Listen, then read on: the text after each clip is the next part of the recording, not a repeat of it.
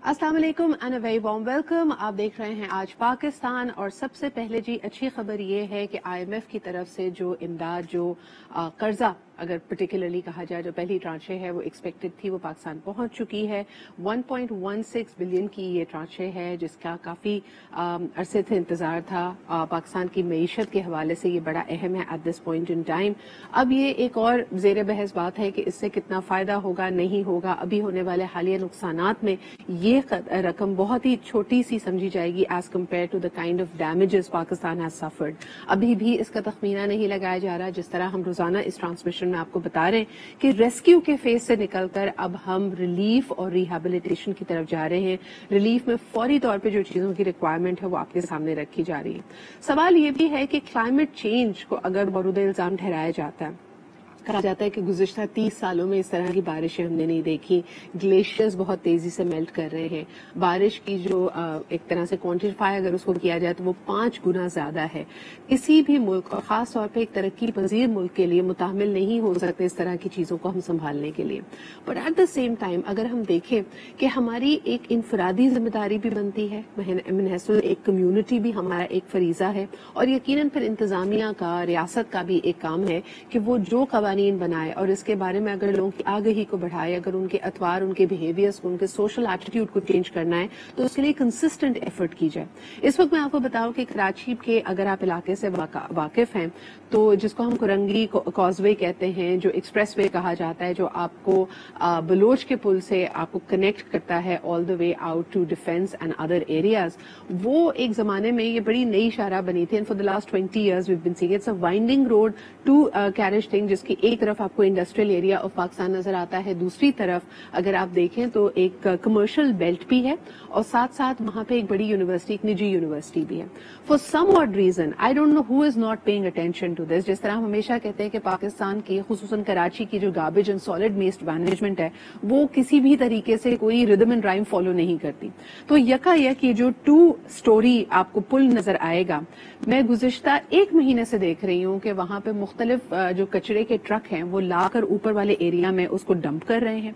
बाकायदा एक मशीनरी, एक एक सिस्टम वहां पे बन चुका है। कचरा चुनने वाले भी वहीं पे मौजूद हैं, उसको अलग अलग किया जा रहा है। सामने एक यूनिवर्सिटी है, उसकी परली तरफ आपका इंडस्ट्रियल जोन है पूरा कराची का, लेकिन उस सड़क पे, उस बीच सड़क पे फॉर सम ऑड रीजन दिन में सैकड़ों, पतली सी जगह है, वहां पे जब वो ट्रक मुड़ रहा होता है तो आपको डर लगता है कि ये उलट कर नीचे वाली जगह पे ना गिर जाए।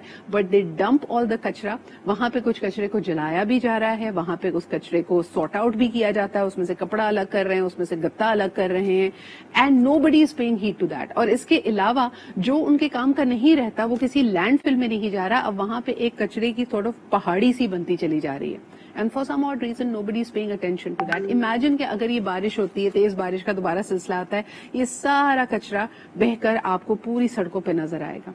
But we do things without regime and reason. क्या मेन शाहराह पर इस तरह कचरा डंप करने की किसी से परमिशन ली गई है? ये जो ना ब्रिलियंट ख्याल किसको, कब और कैसे आया, इसके बारे में हम और आप इस वक्त एक मिस्ट्री का शिकार हैं। But on the other hand citizen action की भी जरूरत है। सामने जाने वाले, मेरे ख्याल में जो यूनिवर्सिटी की इंतजामिया है, वहां पे आने वाले दर्जनों जो स्टूडेंट्स हैं, वहां पे रहने वाले लोग और आपके और मेरे जैसे लोग जो वहां से गुजरते हैं, nobody is paying attention to that. I think that is the real irony of Karachi and of Pakistan, कि हमारी आंखों के सामने भी अगर कुछ गलत हो रहा होता है, हम ईमान के उस तीसरे दर्जे से भी फारिग हो चुके हैं जहाँ पे आप कहते हैं ना, पहले आप हाथ से रोकिए, फिर जुबान से इसके बारे में बात कीजिए, इसको गलत को गलत कहिए, उसको रोकने की कोशिश कीजिए, उसके लिए आवाज बुलंद करें, और बिल्कुल तीसरी सतह पे कहते हैं कि एटलीस्ट दिल में ख्याल रखें कि ये गलत चीज है। हम अनफॉर्चुनेटली अब हम इस बात से भी बिल्कुल मुकर चुके हैं। हम में से कई लोग इसको समझते ही नहीं है कि ये कोई गलत चीज है। मगर बहरहाल जी, आज की ये ट्रांसमिशन, और आपको बताते चलें कि आज रात को, आज नेटवर्क की खुसूसी टेलीथॉन रात 8 बजे से शुरू होगी, मिडनाइट तक ये जारी रहेगी। आप तमाम वो फेसेस, वो चेहरे, वो एंकर पर्सन जिनको आप एसोसिएट करते हैं आज नेटवर्क से, उनको देखेंगे। इसके अलावा हमारे साथ पॉलिटिशियंस, एक्टर्स, सेलिब्रिटीज, मुख्तलिफ शोबा जिंदगी से ताल्लुक रखने वाले लोग भी मौजूद होंगे, और यकीनन उनके साथ हम इसी बात को आगे लेके बढ़ेंगे कि اب جو یہ فیز ہے اور خصوصاً جس قسم کی امداد کی ضرورت ہے اس کے لیے کیا کچھ کیا جا رہا ہے. آج بھی ہمارے پروگرام میں کئی ایسے لوگ شامل ہوں گے. اس وقت مجھے آپ کے لیے ایک سندھ کا پیکج پلے کرنا ہے کہ سندھ میں کیونکہ اب سارا کا سارا زور اوپر سے جب پانی بہ کر ملک کے جنوبی طرف آتا ہے اور بدین کے راستے اس نے اگر سمندر میں جانا ہے تو یقیناً بیچ میں ہم دیکھتے ہیں کہ جنوبی پنجاب اور سندھ پہ اس کی تباہ کاریاں بہت زیادہ ہوتی ہیں. دلخراش مناظر سامنے آ رہے ہیں اور ساتھ ہی وہاں کی جو انتظامیہ ہے, وہاں کے جو لوکل لینڈ اونرز ہیں, فیوڈلز ہیں, آپ جو بھی ان کو نام دینا چاہیں, جن کی کانسٹیٹوئنسیز بھی ہیں, وہ سیاست میں بھی ایک اہم کردار رکھتے ہیں, لیکن ان کا relief work is extremely important. کبھی کبھار ایسا لگتا ہے اسی زمین سے آئے ہوئے لوگ جو ایک بہت احساس اور اپنائیت اپنے لوگوں کے لیے رکھتے ہیں, ان کے مسائل حل کرنا چاہتے ہیں, but there is some how a disconnect. کل مجھے یہ جان کر بہت خوشی ہوئی تھی جب ڈاکٹر بختیاری نے یہ کہا تھا کہ out of all the provincial setups ان کو لگتا ہے کہ بلوچستان میں واقعی وہاں کی ضلعی انتظامیہ میں یہ جذبہ موجود ہے کہ اپنے لوگوں کے لیے کچھ کرنا چاہتے ہیں. آئی ایم شیور اس طرح کے اچھے آفیسرز ملک کے ہر حصے, ہر قصبے, ہر دیہات میں موجود ہیں, تبھی یہ ملک آپ جس طرح بھی اس پہ جتنی بھی تنقید کریں چل رہا ہے, فعال ہے, وہاں پہ بھی لوگوں کو ریلیف جاری ہے. لیکن جس قسم کی ویڈیوز ہمارے سامنے آ رہی ہے, جس قسم کی غیر ذمہ دارانہ سٹیٹمنٹس لوگ دے دیتے ہیں, اس سے دل ضرور دکھتا ہے کہ لوگوں کی بے بسی اور ان کی مشکل کا ایک طرح سے مذاق اڑایا جا رہا ہے. اس پہ ہم مزید بھی بات کریں گے, لیکن سب سے پہلے آپ کو دکھاتے ہیں یہ رپورٹ سندھ کی موجودہ صورتحال کے اوپر. ملک کے دیگر علاقوں میں تباہی مچانے کے بعد سیلابی ریلے سندھ میں داخل ہو رہے ہیں. دادو شہر کو شدید خطرات لاحق ہیں. دادو کی تحصیل جوہی, میہڑ اور خیرپور ناتھن شاہ میں سینکڑوں دیہات زیر آب ہیں. ایمنی ڈرین اور خداواہ میں بھی شگاف پڑ گیا, ہر طرف پانی ہی پانی ہے. جوہی میں ہی مسافر بس سیلابی ریلے میں پھنس کر الٹ گئی, تاہم کوئی جانی نقصان نہیں ہوا. خیرپور میں پٹھان بچاؤ بند میں دراڑیں پڑ گئیں, پانی آبادی کی طرف بڑھنے لگا. بدین میں متاثرین نے MNA میر منور کے خلاف مقدمہ درج کرا دیا. انہوں نے MMD سیم نالے میں شگاف ڈالنے کا الزام عائد کیا ہے. چھچا میں بھی پانی مزید کئی دیہات میں داخل ہو گیا. ادھر گڈو بیراج پر پانی کی آمد 5,18,000 کیوسک سے زائد ہو گئی.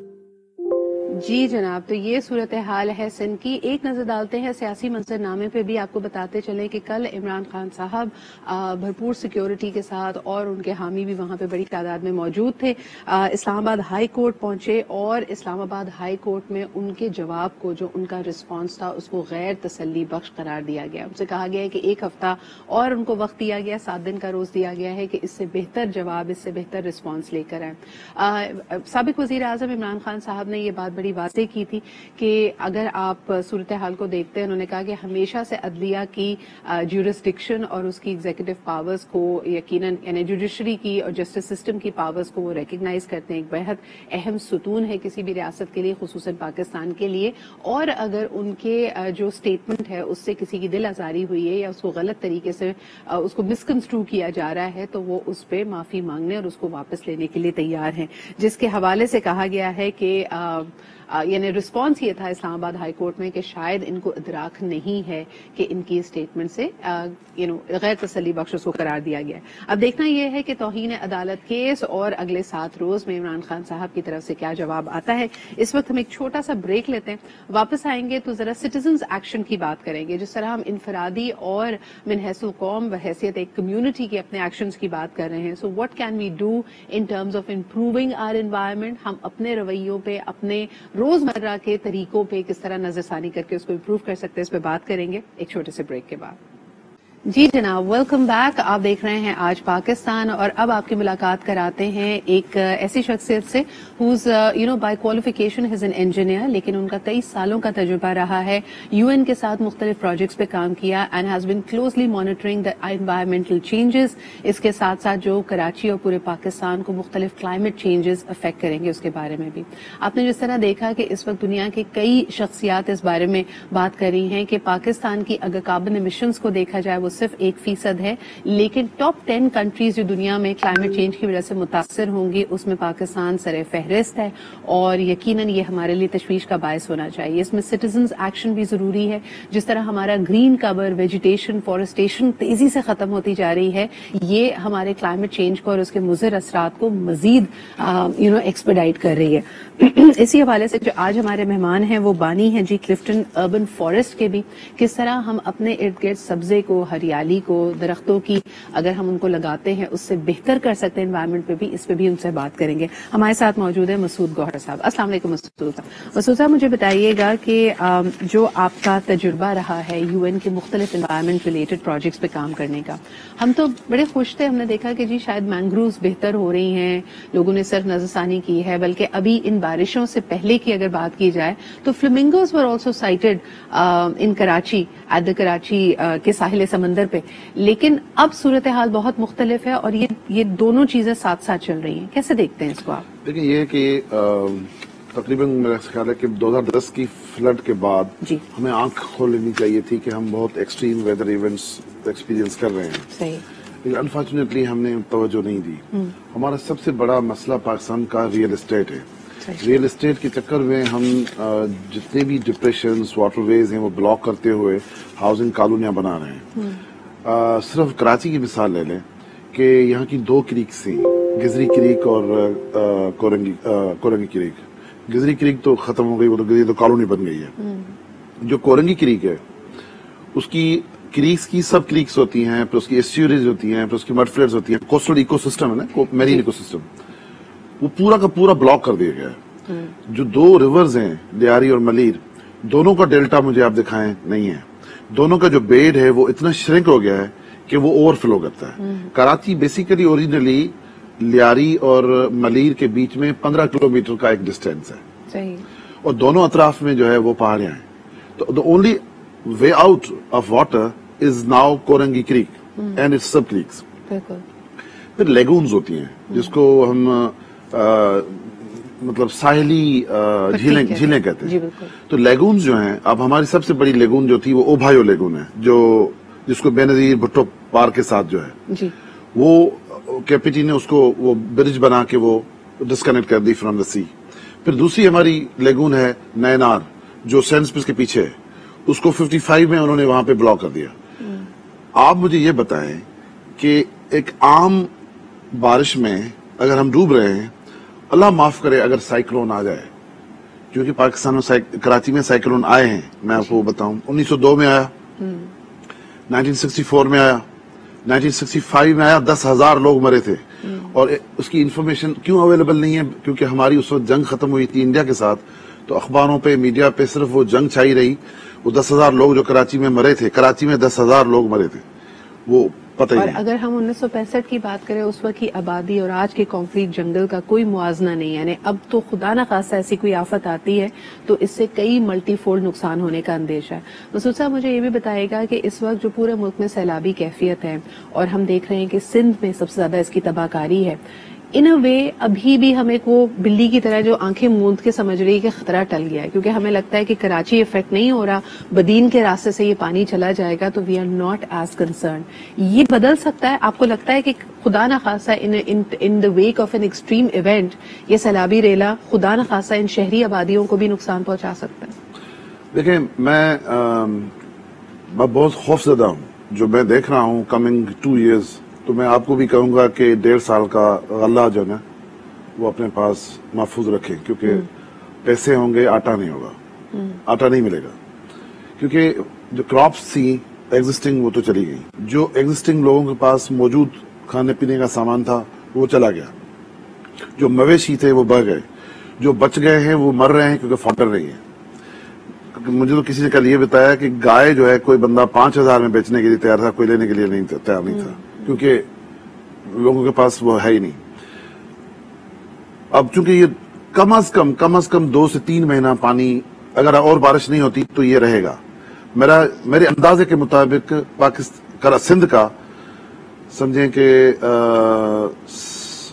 45% لینڈ ماس جو ہے اس وقت پانی میں ہے. 45%. ٹو دا پوائنٹ کہ کل ہم نے کچھ سیٹلائٹ کی تصاویر دیکھی تو اگر آپ سندھ اور جنوبی پنجاب کی طرف دیکھیں وہاں پہ آپ کو لگے گا ایک بہت بڑی سی جھیل موجود ہے, یعنی even the satellite image is picking up کہ کتنا پانی اس وقت وہاں پہ کھڑا ہوا ہے. اگر یہ 2 یا 3 مہینے پانی کھڑا رہتا ہے تو اس سے یہ ہوتا ہے کہ آپ کی سوائل خراب ہو جاتی ہے, بالکل واٹر لاگنگ ہو جائے گی. ہاں, پھر اگلا کراپ نہیں ہوگا, پھر اس سے اگلا کراپ نہیں ہوگا, تو 2 کراپ پیچھے والے نہیں آئیں گے. پھر اللہ معاف کرے اگر 2023 میں بھی ایسی بارشیں ہوں گی جو کنفرم ہوں گی, میں بتا رہا ہوں اسی سے زیادہ خطرناک ہوں گی, تو کیا ہوگا. اب میں بتاؤں, دیکھیں انفارچونیٹلی کراچی کی ٹوٹل جو رین فال ہے وہ 175 ملی میٹر ہے. صحیح. جکارتا کی 2500 ہے, کولمبو کی 2300 ہے, گوا کی 2100 ہے. مطلب کوئی موازنہ نہیں ہے. یہاں کیوں ڈوب رہے ہیں؟ ڈوب اس لیے نہیں رہے ہیں کہ بارش زیادہ ہے, تو اللہ کی طرف سے رحمت ہے, اتنا زیادہ پانی آ گیا ہے, یہ ریٹرن ہو سکتا ہے. سر مجھے بتائیں کہ ایک ٹویٹ ہم نے دیکھی تھی اور میں اکثر اس پہ بات کرتی ہوں, انہوں نے کہا جی بارش زیادہ ہو رہی ہے, اس کا گڈ گورننس سے افیکٹو گورننس سے کوئی تعلق نہیں ہے. آپ نے جو شروعات میں تمام باتیں کی, ہماری کراچی بلڈنگ اتھارٹی کو سندھ بلڈنگ اتھارٹی بنا دیا گیا, یعنی وہی والی بات کہ اگر آپ کے پاس ایبسولوٹ نالج, آپ کی انوائرمنٹل اینڈ اربن پلاننگ کی ایکسپرٹیز نہیں ہے, لیکن آپ ایک جنبش قلم سے ڈیسیجنز لے رہے ہیں, بڑے بڑے ملٹی پلیکسز یہاں پہ بن رہے ہیں, کوئی دیکھنے والا نہیں ہے. اگر آپ کے پاس 1000-2000 گز کا گھر تھا جس کے اندر شاید 20-25 لوگوں کا ایک خاندان رہتا تھا, آپ نے وہ بلڈرز کو بھیجا اور اس کے اوپر ایک 17-18 بلکہ 25 مالے کی بلڈنگ بنا دی گئی, جس کے اندر نہ بجلی ہے نہ گیس ہے, انوائرمنٹل ہیزرڈ الگ ہے, لیکن ان سب چیزوں کی اجازت دی جا رہی ہے. اس کو مسمار کریں تو ہم دیکھتے ہیں لوگ سراپا احتجاج ہے, کیونکہ لوگوں نے اپنے خون پسینے کی کمائی دے کر یہ گھر خریدے ہوتے ہیں, ایک خواب دیکھا ہوتا ہے کہ ان کا اپنا گھر ہوگا, اپنا آشیانہ ہوگا. کون ذمہ دار ہے اس طرح کی ریمپنٹ, یہ جو ہم تباہی مچا رہے ہیں نہ صرف شہر کی بلکہ لوگوں کی زندگیوں کے ساتھ کھیل رہے ہیں؟ دیکھیں, میں آپ کو بتاؤں, میں سوشالوجی کا تھوڑی مہارت رکھتا ہوں. جی. چپراسی سے لے کے وزیراعظم تک سب ایک ہی لائن میں ہے, سب ایکولی رسپانسبل ہے. سب میں اتنی بے ایمانی ہے جتنی اوپر والے کسی ایک بندے کے اوپر ہے تو نیچے والا بھی اتنا ہی ہے. دوسری چیز میں آپ بتاؤں, نیسلا ٹاور توڑ دیا گیا صرف 2 فیٹ کی انکروچمنٹ پہ, کیونکہ وہ غریبوں کا تھا. جی. یہ جو D H A phase extension claim کرتے کرتے کرتے اندر گئے ہیں, یہ آپ کی قانونی ہے, یہ بھی غیر قانونی ہے. تو آپ کے 2 معیار آتا ہے نا, غریبوں کے لیے ایک معیار ہے, امیروں کے لیے دوسرا معیار ہے. ذرا اس کے بارے میں بھی بات کیجیے گا کہ ہم یہ حالیہ بارشوں سے پہلے جو دوسری خطرناک ہم بات کرتے تھے مسعود صاحب, وہ یہ ہوتی تھی کہ 100 لوگ پکنک کے غرض سے گئے ساحل سمندر پہ اور ڈوب گئے. یہ کیا فینومینا تھا؟ مجھے لگتا ہے کچھ ایکسپرٹس نے کہا, and you can verify it, کہ ہم نے جس طرح سمندر کو پیچھے دھکیلا ہے, جو ایک نیچرل گریڈینٹ ہوتا تھا کہ اگر آپ ساحل کی پٹی پہ سمندر کی گہرائی تک جائیں تو وہ آہستہ آہستہ گہرائی کی طرف جاتا تھا, لیکن آپ نے سمندر کو دھکیل کر اتنا پیچھے کر دیا ہے کہ جب سمندر میں لوگ اگر تھوڑی دیر بھی اپنے پیر گیلے کرنے کے غرض سے جاتے ہیں, وہ اتنا ڈیپ ہے, پلس ہائی ٹائڈ سیزن ہے کہ they lose their lives. Is this true? نہیں, یہ اس طرح نہیں ہے, کیونکہ سپرا ٹائڈ کے زمانے میں جو سال میں 1 یا 2 دفعہ ہوتی ہے, اس پیریڈ میں اٹس ویری انپریڈکٹیبل ٹو جج کے پانی کہاں کتنا زیادہ ہوگا. جیسے ابھی اگست میں تھا, ہمارے اپنے اربن فارسٹ کے بالکل ساتھ آ کے پانی لگا. تو ایک تو یہ چیز ہے. دوسری چیز یہ ہے کہ چونکہ لیاری اور ملیر ریور جب بہتی تھیں اور ڈیلٹا میں پانی پہنچتا تھا تو دے یوز ٹو برنگ سلٹ, اور سلٹ مڈ فلیٹس بناتی تھی. ایگزیکٹلی. اب وہ سلٹ آتی نہیں ہے, تو سلٹ جب آتی نہیں ہے تو وہ بیڈنگ کمزور ہو گئی. وہ بیڈنگ نہیں کرتی, وہ سلٹ جو ہے وہ بن جاتی ہے, بجائے مڈ فلیٹ کے وہ بن جاتی ہے آپ کی ریت, اس طرح کی ایک ریت بن جاتی ہے. اب دیکھیں نا, یہ جو کراچی پورٹ ٹرسٹ ہے, یہ جو ہمارا کیماڑی پورٹ ہے, اس میں اگر ڈریجنگ ریگولرلی نہ کریں تو جہاز ہی نہیں چل سکتے, کیونکہ اتنی آ گئی ہے. تو سلٹ کی کیا ہوتی ہے کہ یہ جب آتی ہے تو یہ بیک فلو جب پانی کرتا ہے لو ٹائڈ میں تو وہ پھسل کے لے جاتا ہے. بندہ اگر کھڑا ہے تو آپ کے نیچے سے نکل جائے گی, کیونکہ مڈ فلیٹس ہیں ہی نہیں, مینگروز نہیں ہے, تو پورا میرین ایکو سسٹم کراچی کا جو ہے خطرہ ہے. لیکن جو سب سے بڑا خطرہ میں ہائی لائٹ کرنا چاہتا ہوں وہ ہے زلزلے کا. We are on the fault line, 4 minor اور ایک میجر فالٹ لائن, الہ بند فالٹ. الہ بند فالٹ کی وجہ سے 9th سینچری میں زلزلہ آیا, جس کی وجہ سے دیبل پورٹ ڈوبا. 1668 میں زلزلہ آیا, جس کی وجہ سے اورنگا پورٹ ڈوبا. میں نے جا کے دیکھا ہے سمندر میں, ایک بہت بڑا 11 کلومیٹر کا شہر سب مرج رہے پانی میں دیکھ کے آیا, اتنی بڑی بڑی بلڈنگ ہے. پھر جو ہے 1819 میں زلزلہ آیا, جس کی وجہ سے سندڑی پورٹ ڈوبا. اس کی تصویر گوگل کر کے دیکھیں, انگریزوں نے لگائی ہوئی ہے. تو یہ آپ کی ہسٹری ہے جس کے بارے میں شاید بات نہیں سارے یہ پورٹس جو ہیں ایک ہی فالٹ لائنز کی وجہ سے ڈوبے ہیں اور کراچی اس فالٹ لائن کے اوپر ہے، اور آپ جو ہے لین ریکلیم کرتے کرتے اندر جا رہے ہو. مجھے آپ بتاؤ کہ کتنا، فار ایگزامپل آپ امار ٹاور پہ جائیں، آپ نے 300 میٹر گئے ہوں گے نا نیچے، سمندر تو ڈیپ ہے، اس سے بھی ڈیپ ہے. تو یہ جو ٹائیڈل پریشر ہے وہ کیا کرے گا، وہ آپ اوپر سے ہیں تو وہ نیچے سے ٹریگر کرے گا فالٹ لائن کو. تو آپ اب تو زلزلے کو انوائٹ کر رہے ہو. اور آپ اللہ معاف کرے، کراچی میں سونامی آئی تھی 1945 میں، 4000 لوگ مرے تھے مکران کوسٹ میں. اس وقت کراچی کی پاپولیشن کتنی ہوگی؟ 5 لاکھ. جی. تو کتنا پرسنٹیج ہو گیا؟ اگر 10% تو پھر بھی گیا آپ کا. لیکن اس وقت ہائی رائز نہیں تھی. جی. ایک زمانے میں اگر آپ انگریز کے قوانین کو اٹھا کے دیکھتے ہیں تو خصوصاً جو ساحل سمندر کے قریب بلڈنگز ہوتی تھیں، کہا جاتا تھا کہ there was an upper limit of 3 maximum 4 floors. آپ اس سے اوپر نہیں جا سکتے تھے، ورنہ کہا جاتا ہے کہ پورا ایکو سسٹم برباد ہوگا. یہ صحیح بات ہے مسعود صاحب؟ دیکھیں ہماری یہ ابھی جس سے بھی بات کرو نا وہ دبئی کی بات کرتا ہے. دبئی کی ایکولوجی، دبئی کا coast line, it's a desert land. ہاں، اور نہیں اس کا جو کوسٹ لائن جو ہے وہاں مینگرووز نہیں ہے، it's a different coast line, وہاں کوئی فالٹ لائن نہیں ہے، it's a totally different thing. ہم تو ایک باقاعدہ الگ طرح کی جو ہے ایکولوجی ہے ہماری کراچی کی. And it was the best beautiful city. جتنا پیسہ آپ پلاٹوں سے کما سکتے تھے اس سے 1000 گنا اب بھی آپ ٹورزم سے کما سکتے ہو. کہ آپ کھڑکی سے دیکھ رہے ہو کہ فلیمنگو اڑ کے جا رہا ہے. ابھی بھی آپ میرے فارسٹ میں آؤ، میں آپ کو دکھاؤں کہ مور ہین کر رہی ہے، نیسٹنگ کر رہی ہے. فلیمنگوز بھی اب جو ہے موجود تھے، چونکہ ہم نے جھیل ابھی توڑوا دی ہے کیونکہ پانی زیادہ آ گیا تھا شہر کے اندر، اب وہ ریسٹور ہو جائے گی. آپ دیکھیں گے یہ ساری جو ہیومن گریڈ ہے اور ریئل اسٹیٹ پورا. میں اگر مجھ سے پوچھا نا پاکستان سارا ابھی کیسے ڈوبا ہے، میں کہوں گا ریئل اسٹیٹ. کہاں ہے آپ کی اربن ویٹ لینڈز؟ کہاں ہیں اربن ویٹ لینڈز؟ ہوتی ہیں شہروں کے اندر، ڈپریشنز ہوتی ہیں، جھیلیں ہوتی ہیں. اچھا، آپ کی توجہ ایک دفعہ پھر ویورز اس پہ دکھانا چاہیں گے کہ جتنے ایکسپرٹس ہمارے آ رہے ہیں، even the impact in development experts, کل بختیاری صاحبہ نے بھی یہی کہا، ڈاکٹر امجد ثاقب نے بھی یہی کہا کہ جس طرح بے ہنگم طریقے سے، there is no other way to describe it، جس بے ہنگم طریقے سے ہمارا شہر بڑھتے چلے جا رہے ہیں، دیہی علاقوں کو ہم شہری علاقے بنا رہے ہیں. بلوچستان سے آپ کے پاس خبریں آ رہی ہیں کہ جی پہاڑ کاٹ کر اس کو لیول کر کے وہاں پہ گھر بنانے کی باتیں کی جا رہی ہے. سمندر کو دھکیل کر پیچھے مینگروز کو ختم کر کے وہاں پہ آپ نے ہائی رائز بلڈنگز بنائی ہیں. That is what we have done to our own city and our own country. یہ بیڈ گورننس میں آتا ہے، اس کا تعلق ڈائریکٹلی کلائمیٹ چینج سے نہیں ہے. We have sort of invited the climate change. بہت بہت شکریہ مسعود صاحب فار ہائی لائٹنگ دس. میں آپ سے ریکویسٹ کروں گی کہ آپ ریگولرلی آئیں اور اس ایشو کو اٹھاتے رہیں، کیونکہ کئی دفعہ ہم جو باہر سے بڑی چمکتی ہوئی بلڈنگ ہوتی ہے نا، اس کو دیکھ کے ہم بڑے امپریس ہو جاتے ہیں اور ہم کہتے ہیں ہمیں ڈریم ہاؤس ہے ہمارا، لیکن وہ ڈریم کتنے لوگوں کا نائٹ میئر بن سکتا ہے شاید ہمیں اس بات کا اندازہ نہیں ہے. Let's take a quick break and we'll be right back. ہماری خصوصی ٹرانسمیشن